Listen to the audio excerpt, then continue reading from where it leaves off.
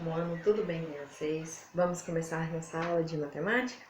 Bom, na aula de hoje a gente vai dar início ao capítulo 12 do nosso livro didático, tá? Nesse capítulo a gente vai relembrar um pouquinho de noções de probabilidade. No sexto ano, vocês estudaram sobre a introdução de probabilidade, tá? E a gente vai dar continuidade a esse estudo. Então vamos lá, noções iniciais de probabilidade. Mas o que é probabilidade? A probabilidade ele é um ramo da matemática em que as chances de ocorrência de experimentos são calculadas. É por meio de uma probabilidade, por exemplo, que a gente pode saber desde a chance de obter cara e coroa no lançamento de uma moeda, até a chance do erro em pesquisas, tá?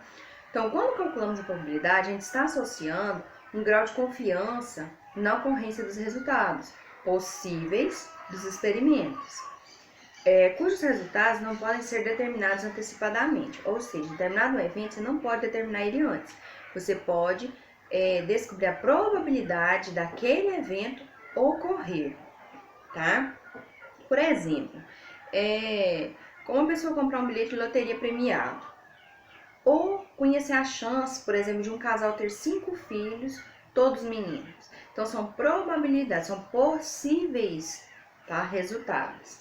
Aí é denominado uma forma para a gente calcular a probabilidade, que é o quê?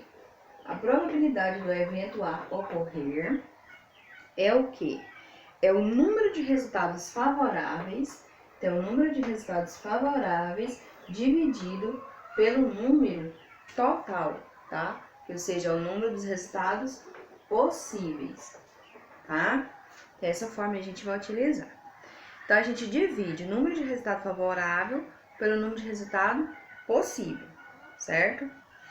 O conjunto de todos os resultados possíveis de um experimento aleatório, ele é chamado de espaço amostral. E um experimento aleatório a gente chama de espaço amostral equiprovável, aquele em que todos os elementos têm a mesma probabilidade de ocorrer. Por exemplo, igual eu falei no lançamento da moeda, a chance de sair cara ou de sair coroa é a mesma. Por quê? É a metade, né?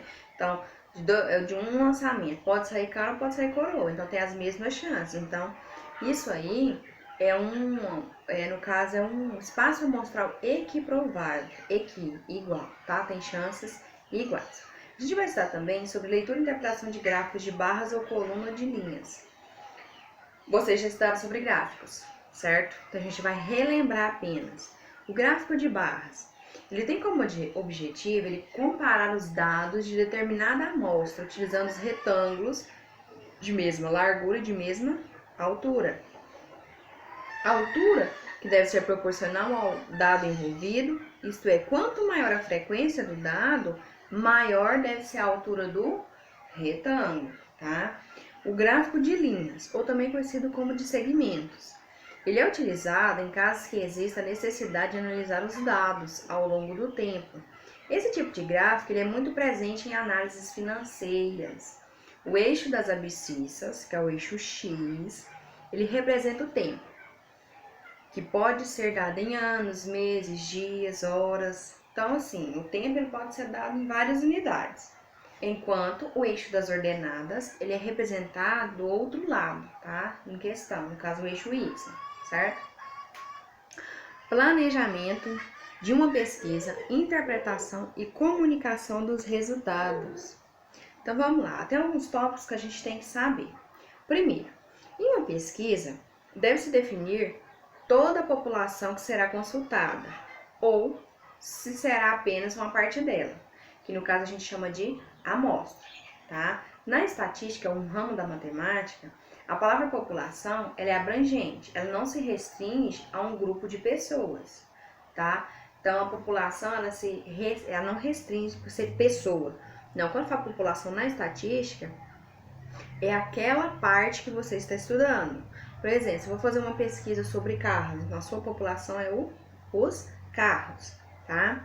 Segundo, uma amostra é representativa se reunir as mesmas características da população, ou seja, se refletir o que acontece com ele. Caso a amostra não seja representativa, os resultados da pesquisa podem ser tendenciosos ou não confiáveis. Então, a gente tem que ter cuidado com isso aí. Terceiro, a pesquisa estimulada. A pesquisa estimulada é o quê? Que a pergunta ela é acompanhada por opções de resposta. Caso o entrevistado possa escolher somente uma das opções apresentadas, ela é chamada de única. Então, a pesquisa estimulada, a pergunta vem acompanhada de algumas sugestões de respostas. Quarto, pesquisa espontânea. A pergunta ela não é acompanhada por opções de resposta, tá? Geralmente, um dos gráficos mais utilizados na probabilidade é o gráfico de setores, que eles são utilizados para representar dados estatísticos. Ele é um círculo dividido em setores. As áreas dos setores eles são proporcionais às frequências dos dados, ou seja, quanto maior a frequência, maior a área do setor circular, tá? O gráfico de setores é também conhecido como gráfico de pizza, tá? Popularmente conhecido no caso, certo?